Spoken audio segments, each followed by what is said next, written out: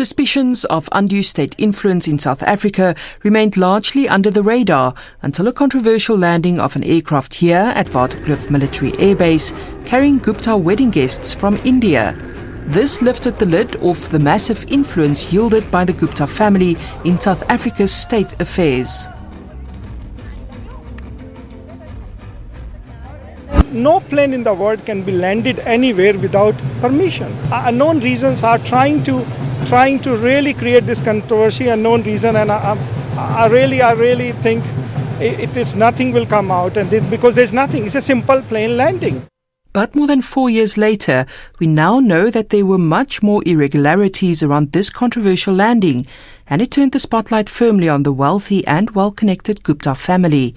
Just how close are their ties with President Jacob Zuma? And were they pulling the strings behind the controversial March 2017 cabinet reshuffle that triggered a groundswell of protests across the country? 3 credible reports into state capture and the latest so-called Gupta email leaks exposed the far-reaching web of business links between this controversial family and the so-called political elite. As the ANC wrapped up its policy conference the past week, questions remain. Will decisions taken by the ruling party be far-reaching enough to deal with the serious allegations of state capture? In tonight's episode on Special Assignment, we ask, has South Africa been overtaken by a shadow state?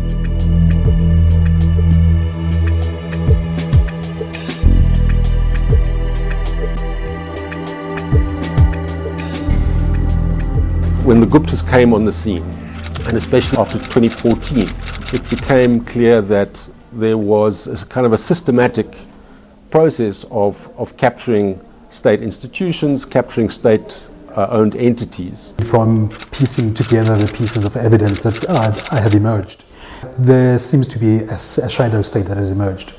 How South Africa is governed is not what it seems. It is true that some things are happening under shadows. I think one of the biggest things to create a lot of concern was after the reshuffle, when we heard senior ANC members coming out and saying, we don't know where this thing comes from.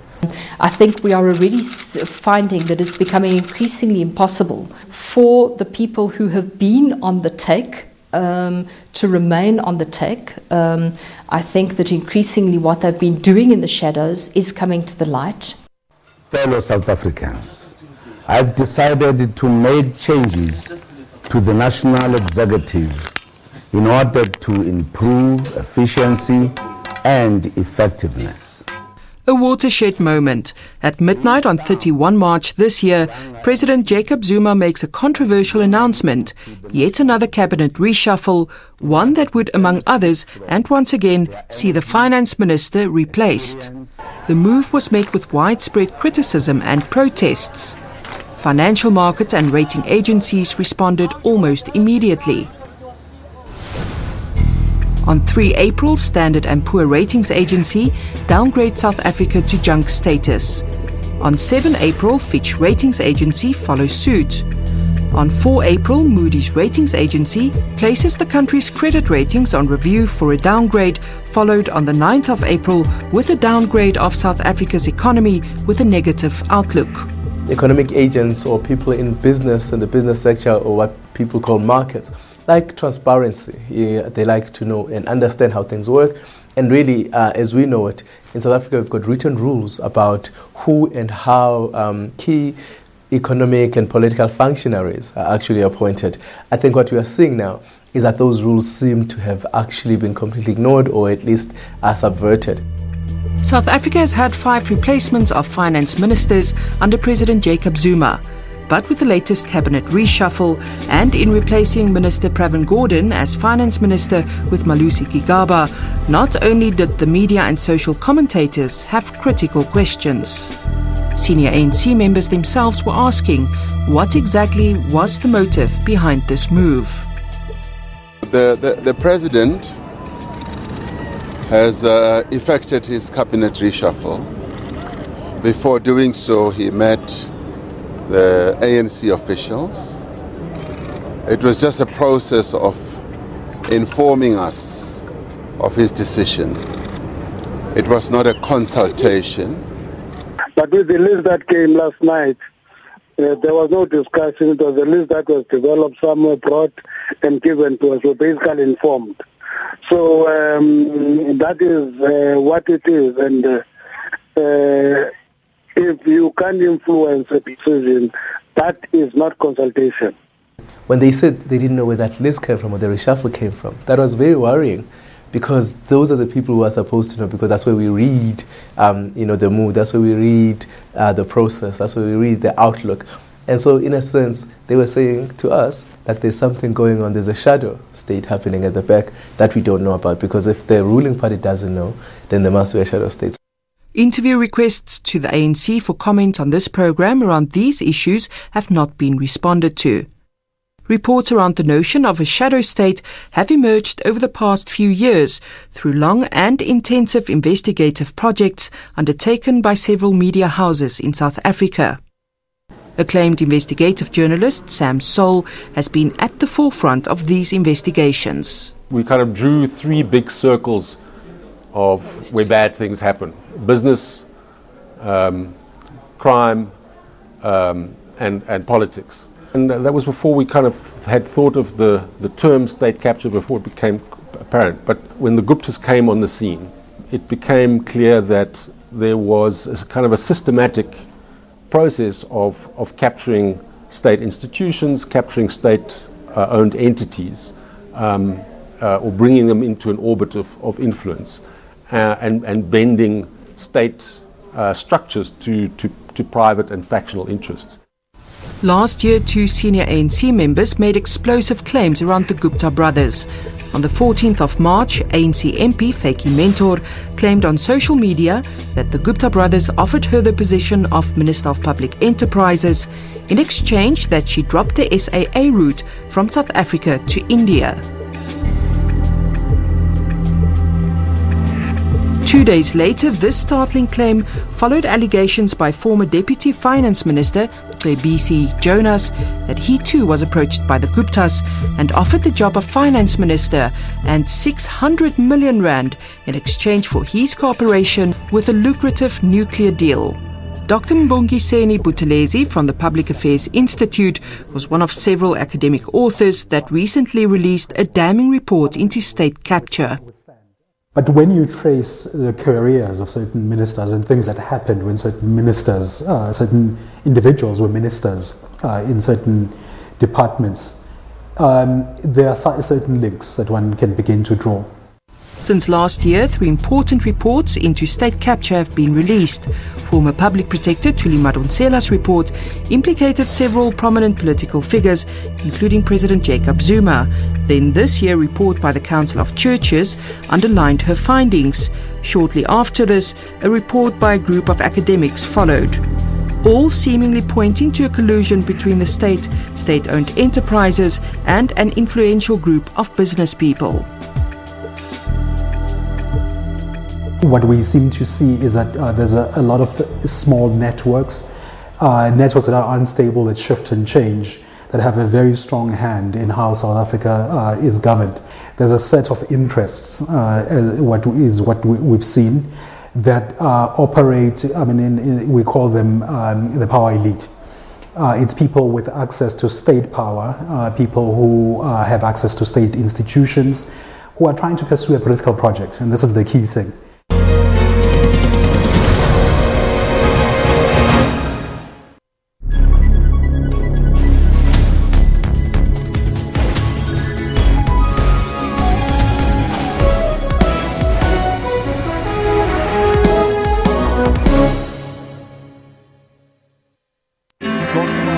What guides us? What leads us forward? Is it the advice of our elders? Is it the actions of our people? Or the voices of our citizens? Your country is guided by the voices of its people, and your broadcaster is dependent on your voice to guide it. Get your copy of the SABC's editorial policy and have your say.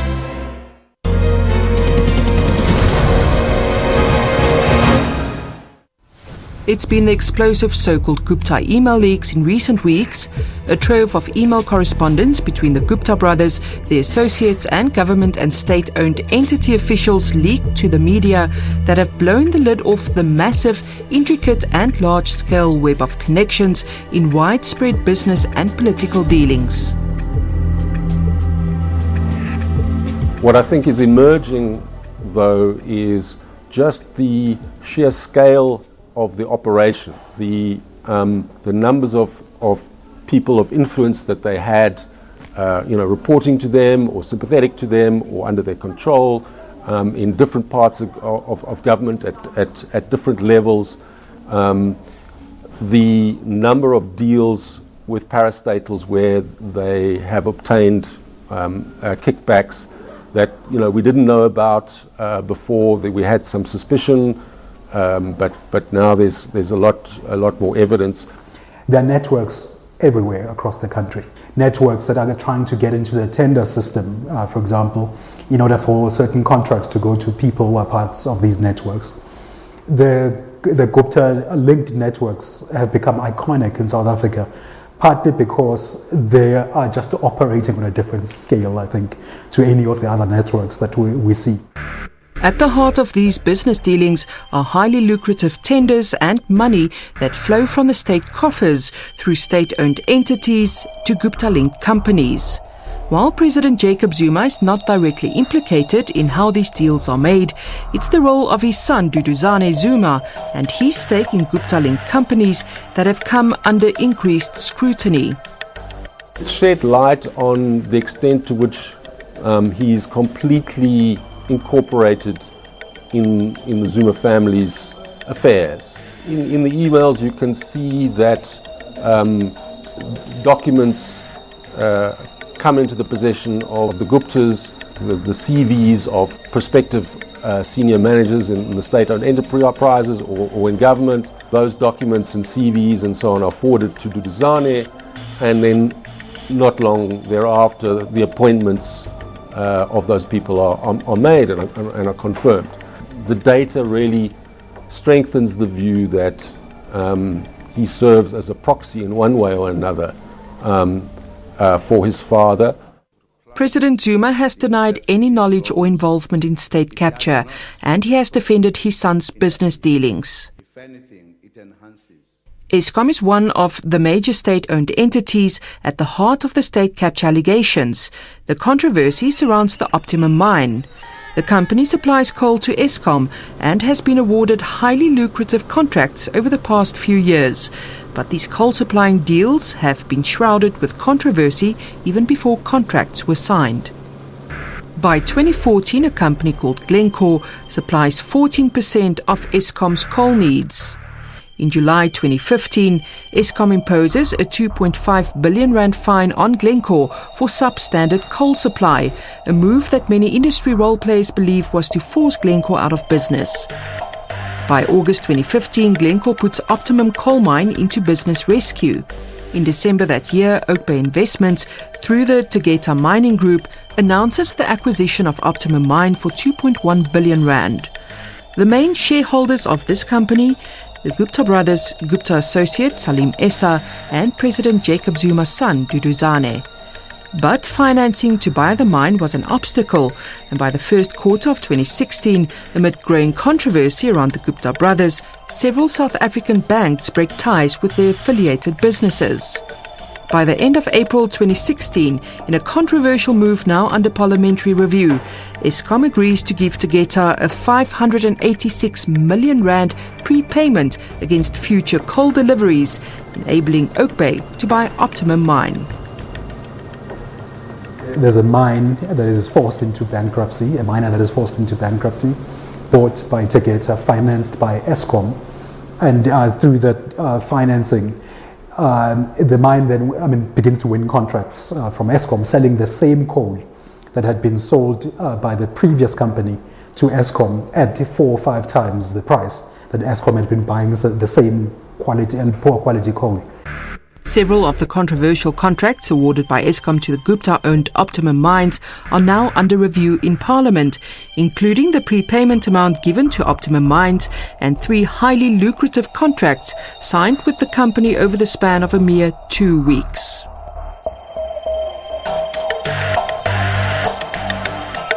Highly lucrative contracts awarded for locomotives in 2015 have also put another major state-owned entity, Transnet, at the centre of state capture allegations. In 2014, Transnet awards tenders for more than 1,000 locomotives to 4 suppliers. The tenders are worth 50 billion rand, South Africa's largest locomotive procurement yet. China's South Rail's subsidiary, CSR, was to procure 359 electric locomotives. Each locomotive comes with a price tag of 50 million rand. On 18 May 2015, a contract is signed between CSR and Tequesta Group Limited. The parties agree that 21% or 10 million rand of every locomotive deal will go to Tequesta for so-called advisory services. Salim Essa, a close Gupta associate, is the sole director of Tequesta. Its total fee for advisory services amounts to 3.8 billion rand. We calculated each locomotive costs Transnet about 50 million rand.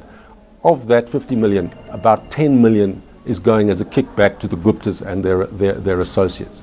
That's just a horrific kind of reality. And we've published the commission agreement, and we've published the kind of reconciliation Excel file, which was from the emails, showing how much money was going to flow in from those deals with Transnet. Reports into the so-called Gupta email leaks seemingly point to behind-the-scenes interferences by the Gupta brothers or the associates around who would join state-owned entities as board members or chair them. It appears that Transnet and Eskom, being our 2 biggest state-owned entities, came under significant influence within the management, on the boards. Several requests to the Gupta's lawyers, Gert van der Merwe, to respond to these allegations went unanswered. But more sinister questions have also been raised through the email leaks, shifting the focus from the parastatals to their political figureheads around their role in these highly lucrative deals.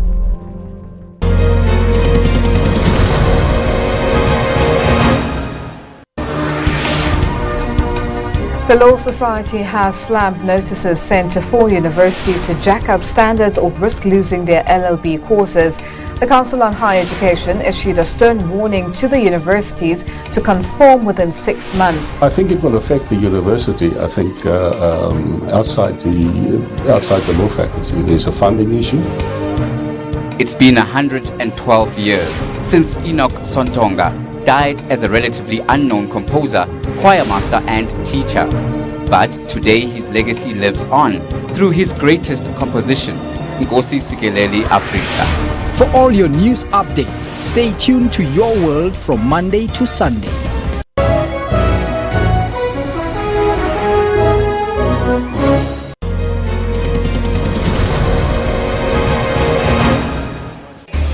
Just how deep into our state affairs do those with influential business networks reach, and who exactly is at the helm of making important decisions around how our government operates, the appointment of key officials, or how taxpayers' money is allocated? If you look at Malusi Gigaba, there's a very interesting thread that runs through his career. When he is Minister of Public Enterprises, there's a whole reorganization of boards of SOEs, Transnet, Eskom, PRASA, and through that reorganization, what we've come to understand more and more is that the reorganization of those boards of SOEs have also been linked to certain people who are in the Gupta networks. And then what we see is that very quickly after that, certain contracts are directed into certain networks, and those networks are also linked to the Guptas. We are discussing within the SOC Reform Committee the principles of the appointment of the boards. It's one of the issues that are going to be finalized at our meeting in 2 weeks' time, because that will provide clarity as to how members of boards are selected. Attempts by Special Assignment to secure an interview with Minister Gigaba were unsuccessful. Malusi Gigaba was also at the centre of controversy around President Jacob Zuma's midnight March cabinet reshuffle with his appointment as finance minister. He has consistently denied any involvement in state capture. The public protector is taking the matter up. I think it's very good.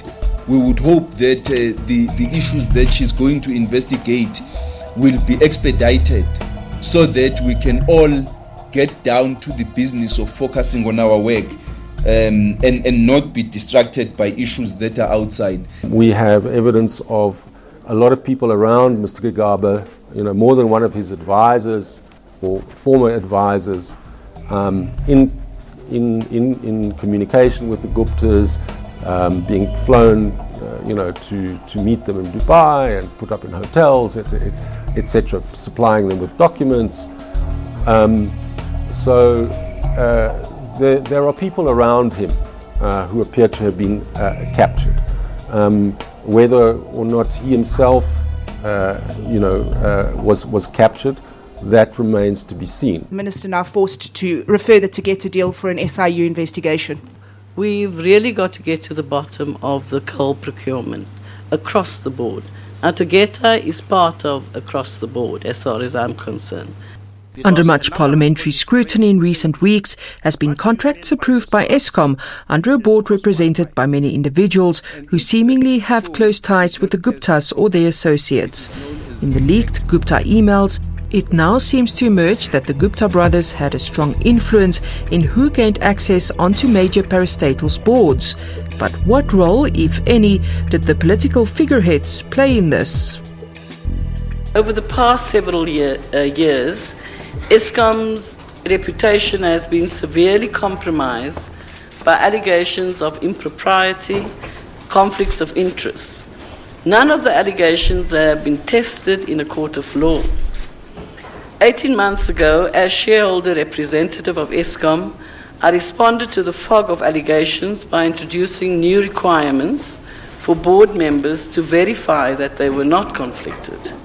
The Minister of Public Enterprises really has questions to answer about how the people that were chosen to serve on those boards under her tenure and her predecessor's tenure, Minister Gigaba and Minister Brown, and also about the appointment of some of the senior executives on those boards. And there's really been tremendous damage done in that process, I think.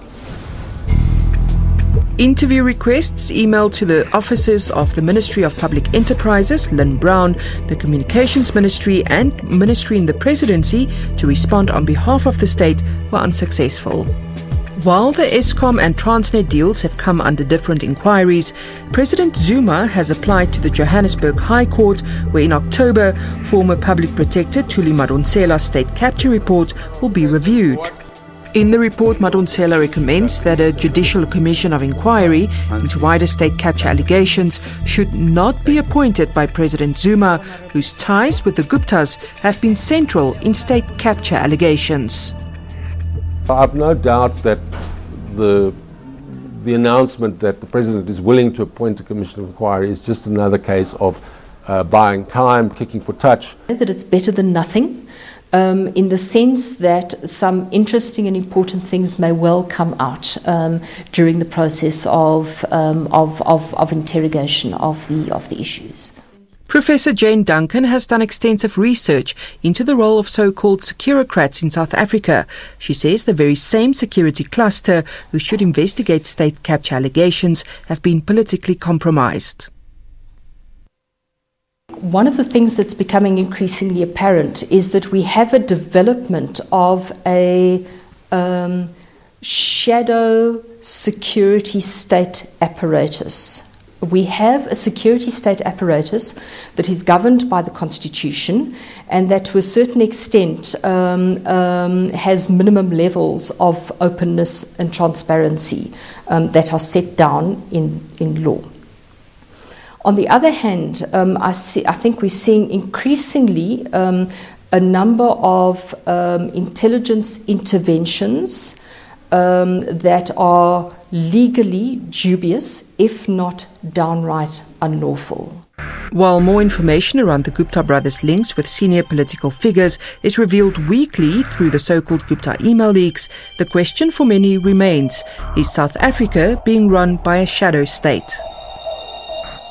I don't think that we've reached the level of a country like Colombia, for argument's sake, or Uganda, where we've seen the surveillance being undertaken purely and completely in the interests of a political elite, and where that constitutes a parallel security structure that falls entirely outside of the law. I think we're moving in that direction. I don't think we're completely at that point yet.